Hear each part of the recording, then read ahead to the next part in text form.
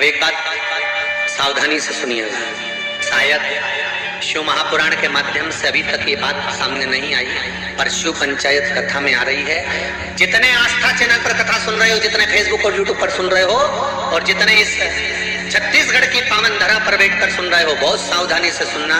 एक प्रश्न हमारे भीतर खड़ा होता है, जब हम सूर्य नारायण भगवान को अर्घ देते हैं, जल चढ़ाते हैं, तो वो जल पृथ्वी पर जब गिरता है तो उसकी छींटे हमारे शरीर पर लगते हैं। क्या वो ठीक है? क्या वो श्रेष्ठ है? तो शिव महापुराण की कथा कहती है, जब हम सूर्य को अर्घ देते हैं, सूर्य को जल चढ़ाते हैं, वो पानी जब पृथ्वी पर गिरता है, उसके छींटे हमारे शरीर पर लगते हैं, तो वो श्रेष्ठता का भाव निर्मित करते हैं, वो गलत नहीं हो सकता। सूर्य नारायण भगवान को जब जल चढ़ाया जाता है, हाथ सिर से 8 इंच की दूरी पर होना चाहिए। जम के बोलिए, सिर से कितना ऊंचा होना चाहिए? 8 इंच ऊपर अपना हाथ होना चाहिए। मस्तक से सूर्य को जल चढ़ाते समय एक पात्र होना चाहिए, वो है तांबे का। काय का पात्र होना चाहिए? तांबे का पात्र। और सूर्य नारायण भगवान को जब 8 इंच ऊपर तुम्हारा हस्त है, और जब हम सूर्य को जल चढ़ा रहे हैं, कैसे जल चढ़ाना है वो भी समझ लीजिए।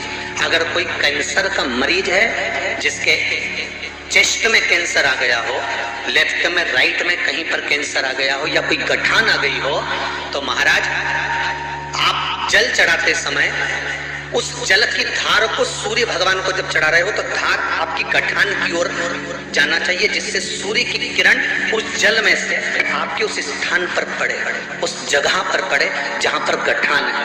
महाराज आप लगातार जल तो चढ़ाना चालू करो, अच्छे अच्छे डॉक्टर फेल हो जाएंगे और कह देंगे गठान ठीक, नस चौक है, आपको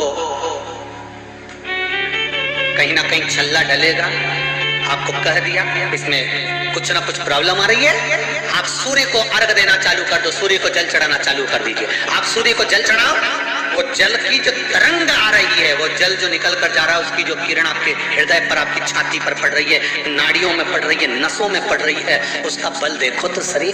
1 महीना लगातार चढ़ाओ, तो 15 दिन 20 दिन कर तो देखो। क्यों राम जी महाराज जल चढ़ाते थे? क्यों भगवान कृष्ण जल चढ़ाते थे सूर्य को? क्यों दशरथ जी महाराज जल चढ़ाते थे? क्यों कश्यप ऋषि जल चढ़ाते थे सूर्य को? सारे 33 कोटि देवता, सारे ऋषिवर, साधु संत सन्यासी तपस्वी साधक उपासक सब भगवान सूर्य को अर्घ दिया करते थे। क्यों देते थे?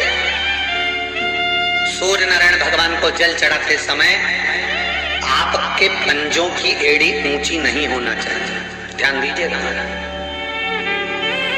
आपका पंजा पांव का पूरा की पूरा जमा होना चाहिए भूमि पर। हाथ कितने इंच ऊपर? 8 इंच ऊपर होना चाहिए। जल जो गिरे, सूर्य की किरण, सूर्य का दर्शन उस जल की रोशनी में करना चाहिए। क्या होगा उससे?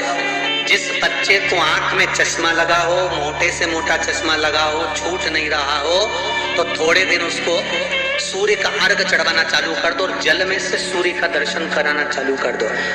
सूर्य का दर्शन जल में से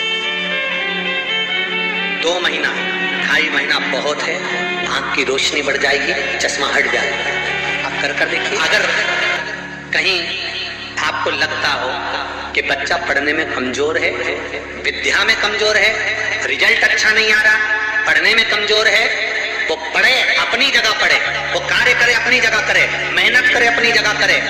बच्चों को कह दो कि कुछ समय के लिए सूर्य को अर्घ देना चालू कर। सूर्य की किरण जहां पर ब्राह्मण या हिंदू धर्म का व्यक्ति मस्तक पर तिलक लगाता है, भुकुटियों के बीच में उस सूर्य की किरण इस भुकुटी के बीच पड़ना चाहिए, परंतु पानी कम से कम ना करते हुए स्लो मोशन में धीरे धीरे गिरना चाहिए, एकदम धीरे धीरे।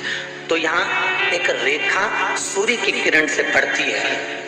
उम्मीद है यह वीडियो आपको अच्छी लगी होगी।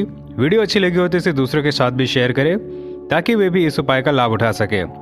साथ ही हमारे चैनल को भी सब्सक्राइब करें, ताकि ऐसी ही जानकारी आपको हमेशा टाइमली मिलती रहे।